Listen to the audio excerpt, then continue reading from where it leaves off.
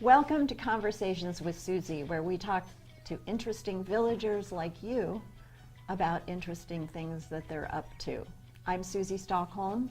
I'm a retired recruiter headhunter, and I'm now a full-time artist.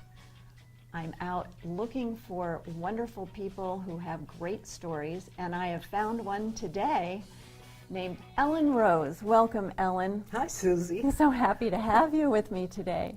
Fun.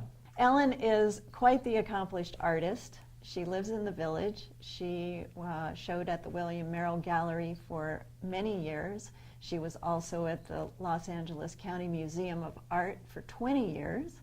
And she has a very, very long list of winning paintings from galleries, from shows.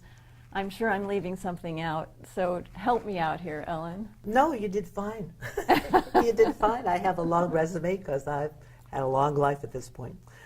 So let's talk a little bit about what I have noticed about your paintings, which is that you're fascinated with people who are different, the differences that people show, and then how they find a group to fit into. So for example, you did a series called Inked, which was about people with tattoos. You also did a circus and performer series, and you've done many other things, but talk to me a little bit about what inspired you along this path.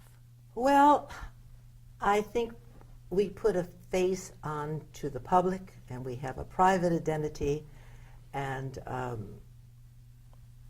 the circus series was more or less inspired by the wild man of Borneo that I'd seen and who scared the dickens out of me when I was 10 years old. By the time I was 12, I found out that he was just a guy from Rochester, New York, trying to make a living. So now my new series, which you asked me to talk about, and I wasn't going to because I find that talking about a series when you're in the middle of it sometimes is not so great because your critics will say, maybe do more blue, maybe not do this, maybe not do that. Mm-hmm. So my attitude usually is, I do the painting, let God do the judging. But since you're part of the series... You did have to bring that up. I did have to bring it up. I did have to bring it up.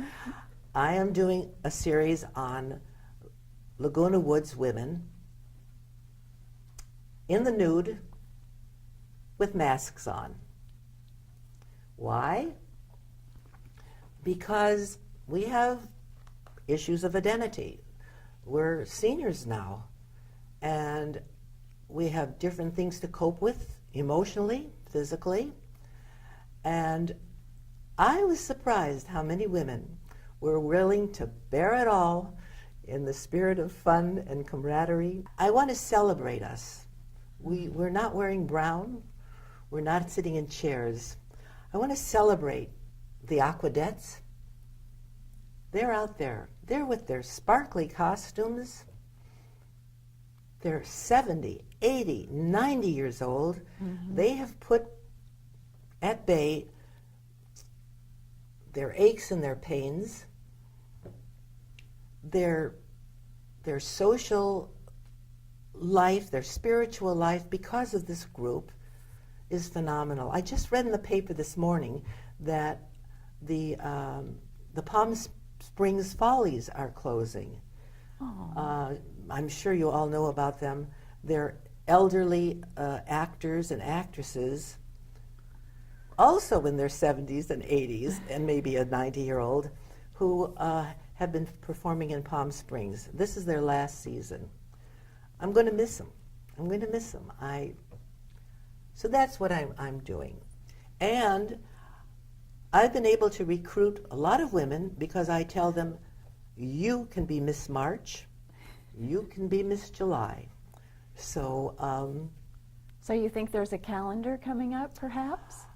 I think so. It probably won't end up in the locker room of Any sports team. any right? sports team or if the mechanics. But I think whatever, we're having a heck of a time doing it. It's the process even more than the finished work that's important. Right. And you were fun to work with. Well, thank you.